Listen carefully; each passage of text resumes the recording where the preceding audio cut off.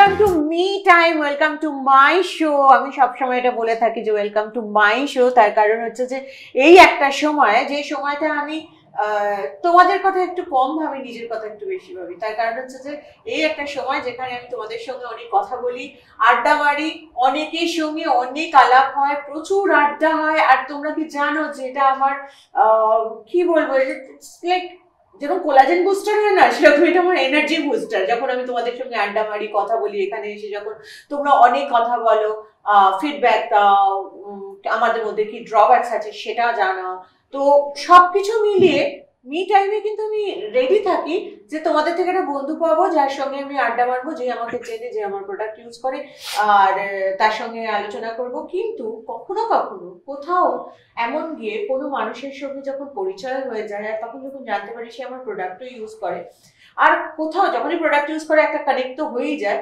কিন্তু সেখান থেকে একটা কানেকশন অন্য দিকে, একটা অন্য ভালোবাসার দিকে, অন্য একটা মানে কি বলবো, যে একটা ভীষণ যেন মনে হয় যে খুব আপন, খুব কাছে।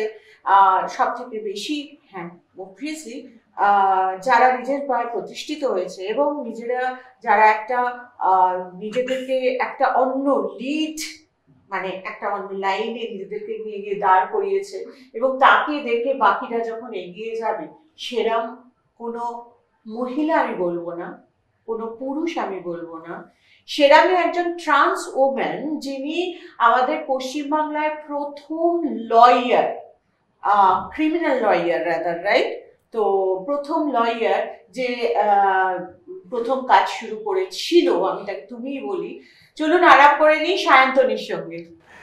নমস্কার ম্যাম। নমস্কার, বলো। খুব ভালো লাগছে আমি আজকে আসতে পেরে তোমার এখানে, এবং আমি ভীষণভাবে মানে তোমার প্রত্যেকটা প্রোডাক্ট, তোমার প্রত্যেকটা এপিসোড আমি দেখি, প্রোডাক্ট ছাড়ো, এবং তোমাকে মানে খুব ইন্সপায়ার হই আমরা ভীষণ রকমভাবে। তো ভালো লাগে ভীষণ রকমভাবে। তো বরাবর কিছু নেওয়ার চেষ্টা করি, শেখার চেষ্টা করি। তোমার মতো কেউ একজন ইন্সপায়ার্ড হয়েছে আমাকে দেখে, অ্যাটলিস্ট তো আমার এটা খুব ভালো লাগার জায়গা, এবং সেখান থেকে একটা কোথাও কানেক্ট চলে এসছে। বাট আমি তোমাকে একটুখানি জানবো যে প্রোডাক্ট ছেড়েও আমাকে একটু বলো যে আমাদের আলাপ হয়েছে কোথায়, কালকেই, রাইট? হ্যাঁ হ্যাঁ হ্যাঁ। তো আমার বন্ধুদের একটু জানা যে কিভাবে আলাপ হলো, এবং আমি দেখছিলাম যে তুমি খুব পারদর্শিতার সঙ্গে সমস্ত কাজ করছিলে। ও খুব একটা খুব সুন্দর সোশ্যাল সার্ভিসের সঙ্গে যুক্ত আছে, তো একটু বলে দাও। অ্যাকচুয়ালি 25 ডিসেম্বর একটা অনুষ্ঠান ছিল। সো ওখানে আমাদের দুর্বার, আমাদের যারা আর কি সেক্স ওয়ার্কার দিদিরা, তো তাদের যে বাচ্চারা আছে আর কি, তো সেই সমস্ত বাচ্চাদের সাথে ক্যান্সার সার্ভাইভার্স যেসব বাচ্চারা আছে, তো ওদেরকে নিয়ে আমরা একটা অনুষ্ঠান করেছিলাম। তো সেখানে আলোক ফাউন্ডেশন বলে একটা ফাউন্ডেশন, এবং ওনার সাথে দক্ষিণ হাওড়া মুক্তধারা বলে একটি ফাউন্ডেশন, তারা মিলে যৌথভাবে অনুষ্ঠানটা করেছিল। তো সেখানে আমি অ্যাজ আ সান্তা ক্লজ ছিলাম আর কি, এবং আমার পুরো লুকসটাই তুমি দেখেছো যে সান্তা ক্লজের মতো ছিল, এবং আমি ওদের বাচ্চাদের সাথে মানে আমি এই ধরনের কিছু সোশ্যাল কাজ করতে খুব ভালোবাসি, এটা আমার একটা ভেতরের একটা ইচ্ছা।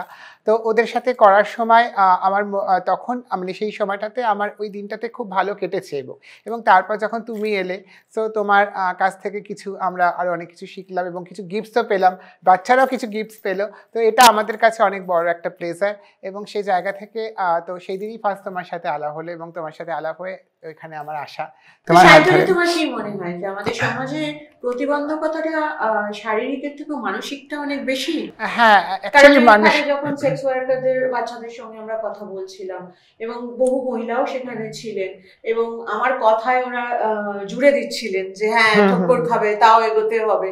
তো এই তাদের যে একটা মানে একটা ভেতরের শক্তি, একটা লড়াই করার শক্তি, জীবনে বাঁচার শক্তি, ওখান থেকে কিন্তু আমি দেখছিলাম যে একজন ভদ্রমহিলা পেছনে বলেছিল যে আমি বলছিলাম যে স্বপ্নটা দেখতে হবে, রাস্তায় অনেক বাধা আসবে, পেছন থেকে অনেকে বলে হ্যাঁ ঠক্কর ঠক্কর খাকে ভি জিনা পড়েগা। তো খুব ভালো লেগেছে। তো তোমার কি মনে হয় আমাদের সমাজে, সোসাইটিতে মানসিক প্রতিবন্ধকতাটা কি অনেক বেশি শারীরিক?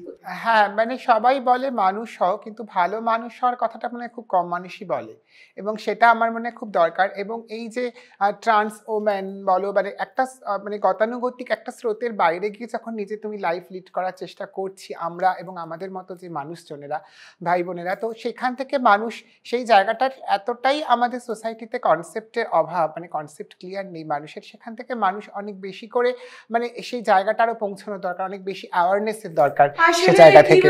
আমি এটা মনে করি অভ্যেস, এটা হচ্ছে চোখের অভ্যেস। তার কারণ হচ্ছে আমরা এখানে সবাই শাড়ি পরে ঘুরে বেড়াই, এখানে হয়তো একটা কেউ জাপানিজ ড্রেস পরে ঘুরে বেড়ালো, লোকে অবাক হয়ে দেখবে। একদমই একদমই একদম। আবার জাপানে গিয়ে যদি আমরা শাড়ি পরে ঘুরে বেড়াই, লোকে অবাক হয়ে দেখবে এটা কি হচ্ছে। সো আমার মনে হয় যে কোনোটাই নিয়মের বাইরে নয়, কারণ নিয়মের বাইরে হলে পৃথিবী হতো না। তো কোনোটাই আজব নয়, কোনোটাই অদ্ভুত নয়, কোনোটাই ছুঁড়ে ফেলে দেওয়ার মতো নয়, আর কোনোটাই আমার মনে হয় না যে অ্যাভয়েড করার মতো বা ব্যঙ্গ করার মতো, এরকম কিছু নেই। ব্যঙ্গ করার মতো আমাদের মধ্যেও অনেক কিছু থাকে। কত সময় আমি কত কিছু অনস্ক্রিন ভুলভাল বলে ফেলি, তাই না? তো সেটা আমার মনে হয় যে যেরকম ভাবে সবাই মেনে নেয় যে হ্যাঁ ঠিক আছে। আর যে কোনো রিভলিউশন তো একদিনে মানে সম্ভব নয়। আমার মনে হয় সেটার জন্য আরো মানে আস্তে আস্তে আস্তে আস্তে অনেক মানুষ জানবে, অনেক মানুষ বুঝবে, আস্তে আস্তে আমাদের সোসাইটি অনেক চেঞ্জ হবে, অলরেডি চেঞ্জ হয়েছে অনেক ক্ষেত্রে। সো আমরা সেটার জন্য আরো ওয়েট করছি, মানে আরো আরো সব ক্ষেত্রে আরো আমাদের মতো মানুষের অ্যাকসেপ্টেন্স বাড়ুক জায়গা থেকে, যেভাবে তুমি অ্যাকসেপ্ট করো, তুমি নিয়ে এসছো আজকে তোমার এই অনুষ্ঠানে আমাকে, যেভাবে সব মানুষের কাছে আমরা সেভাবে জায়গাটা পেতে চাই। আমার অ্যাকসেপ্টেন্সটাও অনেক বেশি, কারণ হচ্ছে যে আমি এটা মনে করি যে সবার বাঁচার অধিকার আছে। আমিও এটা মনে করি, আমি কোথাও কম্প্রোমাইজ করি না আমার লাইফে, কম্প্রোমাইজ আমি আমার প্রোডাক্টেও করি না। তো ডেফিনেটলি আমার এটা আমি আপনাদেরও বলবো যে সুন্দর থাকুন, ভালো থাকুন, ভেতর থেকে ভালো থাকুন এবং খুশি থাকুন।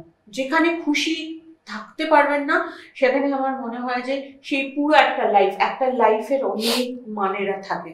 তো সেই লাইফটাকে পুরোপুরি রূপ দেওয়ার জন্য আমার মনে হয় যে সবাইকে খুশি থাকা উচিত, মানে ভালো থাকা উচিত। আমি ভালো আছি এইটা বলতে পারাটা খুব দরকার। সেটাই যাই হোক, আমি আমার কাছে চলে আসি যেখানে আমি ভালো আছি, কারণ আমি সত্যিকারে আমার কাজটাই আমার ভালো লাগার জায়গা, কাজটাই আমার ভালোবাসার জায়গা, কাজটা আমার পরিচয়। এবং আমি এটা মনে করি কাজ কোনোদিন কাউকে ধোকা দেয় না। যেমন তুমি আজ Sayantani what ever trans women হয়ে তুমি কাজ করছো, তুমি আজকে এতগুলো সোশ্যাল সার্ভিসেস করছো এবং এত সুন্দর করে হ্যান্ডেল করছো, কিন্তু তুমি অ্যাজ এ ক্রিমিনাল লয়ার যেখানে পৌঁছে গেছো। প্লাস আমার একটা নাচের দলও আছে যেখানে প্রচুর LGBTQ কমিউনিটির মানুষজনরা ডান্স শিখে ওরা একটা প্ল্যাটফর্ম পায়, তো ওদের জন্য আর কি লড়াই চলছে আমার আর কি। অসাধারণ, একদিন তোমার প্রোগ্রামে আমায় দেখো। একদম এবার আমি আমার কাছে চলে আসি। তুমি আমাকে কালকে তো নিশ্চয়ই চেনোনি, তার আগে থেকে চিনো? হ্যাঁ, অনেক আগে থেকে আমি আপনার প্রোগ্রাম দেখতাম, জি বাংলাতে দেখেছি অনেকবার, বা অনেক সময় অনেক ম্যাগাজিনেও, আপনার সানন্দাতে বা অনেক ম্যাগাজিনে যখন বেরোতো, মানে আপনার এই হতো যে প্রোডাক্টসগুলো সম্পর্কে আপনি লিখতেন বা বলতেন বা যেগুলো আসতো সেগুলো আমি দেখতাম অনেক সময় অনেক ক্ষেত্রে। তো ভালো লাগতো সেখান থেকে আর কি, সেই জায়গা থেকে আর কি মানে পরিচয়টা শুরু আর কি। তো আমার সঙ্গে আলাপ কবে থেকে, মানে কবে থেকে ক্যানের প্রোডাক্ট তুমি হাতে নিলে? আমি প্রায় আজ থেকে 4-5 বছর আগে, তখন আমি প্রথম, বিকজ আমি যখন মানে অ্যাকচুয়ালি আমাদের নাচের জগতে আর কি প্রচুর মেকআপ তো লাগে, তো সেক্ষেত্রে একটা ভয় থাকেই যে স্কিনের কিছু প্রবলেম হবে কিনা, এবং এত ধরো লাইটস এত কিছু, ওই যখন স্টেজে উঠছি তখন স্টেজের মধ্যে প্রচুর লাইটস প্রচুর কিছু, তো সেখানে একটা ওই স্কিনের মানে একটু যখন এজ বাড়তে থাকে তখন একটা ভয় তো থেকেই থাকে। তো তখন ওই একটা যেটা অ্যান্টি জেল, যেটা তুমি এই দেখালাম তোমাকে, ওইটা আমরা ইউজ করি। ওইটার সাথে সাথে একটা প্রোডাক্ট ছিল ওই D-tan-এর, যেটা ওই ফেস ওয়াশ টাইপের এরকম কিছু একটা ছিল, তো সেটা আমরা ইউজ করতাম। ওই যেটা আর কি ওই অ্যান্টি-ট্যান ওরকমই একটা কিছু face wash, anti-tan jail cream, তো ওটা ইউজ করতাম। তার পাশাপাশি কিছু বডি শ্যাম্পু, যেগুলো আর কি D-tan-এর যেগুলো বডি শ্যাম্পুগুলো আছে ওগুলো ইউজ করতাম। আর গ্রিন টি, হ্যাঁ গ্রিন টিটাই আমি জাস্ট মনে রাখতে পারছি না, গ্রিন টি যেটা, গ্রিন টিটা বিকজ ওটা খুব স্যুট করতো আমার স্কিনে। তো সেটা থেকেই প্রথম আলাপ, এবং সেটা আমি মোটামুটি এখনো করছি আর কি, এবং ভালোই ফল পেয়েছি আর কি সেক্ষেত্রে। তবু কিছু কিছু জিনিস তোমার কাছে আমার জানার আছে আর কি, যেটা হচ্ছে যেরকম আমার কিছু হেয়ারের মানে কিছু হেয়ার ফলের খুব সমস্যা হয়, বিশেষ করে শীতকাল এবং ধরো বর্ষাকালের দিকটা তো একটু বেশি হয়। তো এত ধরো মেকআপ করছি এতক্ষণ ধরে, ওই মানে প্রোগ্রামের সময় চুল বাঁধা হচ্ছে, চুলে এই পড়ছে, তো স্প্রে দেওয়া হচ্ছে, তো কিভাবে চুলটা কি করা যেতে পারে, মানে কিভাবে মানে কিভাবে চুলটাকে আমি আরো সুন্দর করতে পারি? দেখো, সবার আগে আমি বলবো, এটা তো আমি তোমায় বলতে পারবো না, যেমন এদেরকে আমি সবসময় বলি বাবা তোরা আমাকে স্প্রে দিস না মাথায়। আমি একটু চুল, আমার যদিও পার্লারের জন্য পার্লারের ছেলে মেয়েরা মিলে আমাকে চুল কেটে দিয়েছে, কালার করে দিয়েছে, এনিওয়ে আর আমি ভেরি হ্যাপি। আমার তো ছোট চুলই আমার ভালো লাগে, মানে এত বড় চুল আমি সামলাতে পারি না। বাট যখনই তোমার স্প্রে করবে মাথায় একটা জিনিস রাখবে, রাতটি হোক, অনেক রাত হয়ে যাক, বাড়ি এসে শ্যাম্পুটা অবশ্যই করবে। নাহলে হেয়ার থিনিং শুরু হয়ে যাবে, হেয়ারটা এত পাতলা হতে শুরু করবে না যেন মনে হচ্ছে চুল পড়ে যাচ্ছে, কিন্তু আমাদের অর্ধেকের বেশি প্রবলেম হচ্ছে হেয়ার থিনিং এর। তো আমিও তোমারও দেখতে পাচ্ছি কিন্তু তোমার একটা হেয়ার থিনিং এর একটা হ্যাঁ ভীষণ ভাবে ভীষণ প্রবলেম। তো তুমি একটা হেয়ার থিকেনিং সলিউশন ইউজ করো, তাতেই দেখবে চুল পড়ার সমস্যাটা অনেকটা কমে গেছে। অ্যান্ড পার্লারে একটা ট্রিটমেন্ট পার্লে নিয়ে যেও, ঠিক আছে? আর Cangrow lotion, Cangrow shampoo, that's all. এটাই আমার মনে হয় না তোমাকে আর্গানয়েল হেয়ার ভাইটালাইজার আর বায়োটিন সমৃদ্ধ ক্যাপসুল দিতে হবে, এত কমপ্লিকেটেড নয়।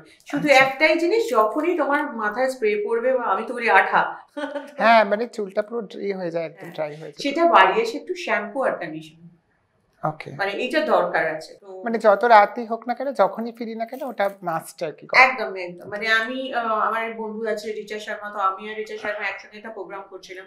তো ওই দিন কেউ হাসতে হাসতে আসছে, রাত্রি 2:30টার সময় আমরা ফিরছি, যে আজ তো শ্যাম্পু নেই কার পাইনি।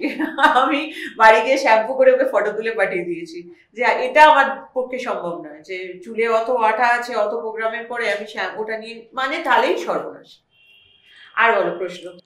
আর ম্যাম আমার জ লাইনটা যেহেতু একটু ডাবল চিন আছে, সো সেটাকে আমি কিভাবে কমাতে চাই? বিকজ আমি ভীষণ রকম ভাবে এটার জন্য একটা, আমার এটা বলতে পারে একটা অবসেসড, ভীষণ রকম ভাবে আমি থাকি সবসময়, একটা অবসেশন চাইছি যে আমার এই জায়গাটাতে মোটা না লাগে, এখানটাতে মোটা না লাগে, সাজার পর মানে ক্যামেরার সামনেতে মোটা না লাগে, এই ব্যাপারটা আর কি। তো সেটা কিভাবে রিডিউস করা যায়? সবার আগে তো অবসেসড হবে না, সবার আগে আছে তুমি ভীষণ সুন্দর, এবং তুমি যেরকমই থ্যাংক ইউ তোমাকে ভীষণ সুন্দর দেখতে। এবং আমি আগে অবসেসড হতাম, অবসেসড হইনি, আমি বলতাম আমার চোখগুলো হাতির চোখের মতো, কারণ ভালোবাসার চোখ দিয়ে যদি দেখো তাহলে ওরা বলে, সবাই ওনারা বলেন যে না আপনার চোখটা ছোট হলে কি হবে সুন্দর, কি ছোট হলে সুন্দর চোখ কি করে হয় আমি জানি না, বাট আমি এটা মেনে নিয়েছি।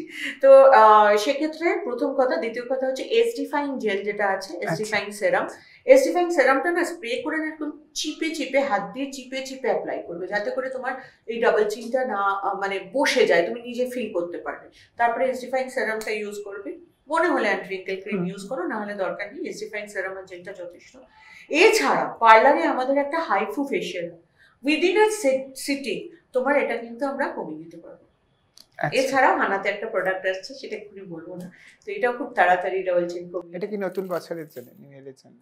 হানা আমার একটা অন্য ব্র্যান্ড আসছে, আচ্ছা, তো সেটাতে চলে আসছে। বাট তুমি যদি একবার আমাদের সোমিজ ওয়ার্ল্ডে আসতে পারো, ওই হাইপো ফেশিয়ালটা করে দিও, তোমার ডবল চিনটা কিন্তু একটা সিটিং এই তুমি ভিজিবল দেখতে পাবে। এবং আমি আজকে রিকোয়েস্ট করবো আমার পার্লারের মেয়েদেরকেও যে এই হাইপো ফেশিয়াল করার আগের ফটোটা তুলে রাখবে, সাইড থেকে সামনে থেকে, যাতে করে তুমি বা আপনারাও যদি আসেন প্রথম সামনে থেকে এবং সাইড থেকে ফটোটা তুলে নেবেন, এবং ফেশিয়ালের পরে উঠে দেখবেন কতটা ডিফারেন্স, কারণ আমি নিজে ফিল করেছি সেটা। অবশ্যই ম্যাম, আমি তো করবোই, বিকজ আমার এই মানে এই জিনিসটার জন্য অনেকেই, শুধু আমার না, আমি দেখেছি অনেক মানুষই বলে যে ক্যামেরার সামনে বা সামনে যত সাজগোজ করি না কেন এখানে একটা ডাবল চিল লাগছে, সো ওটা আমি ইউজ করছি খুব।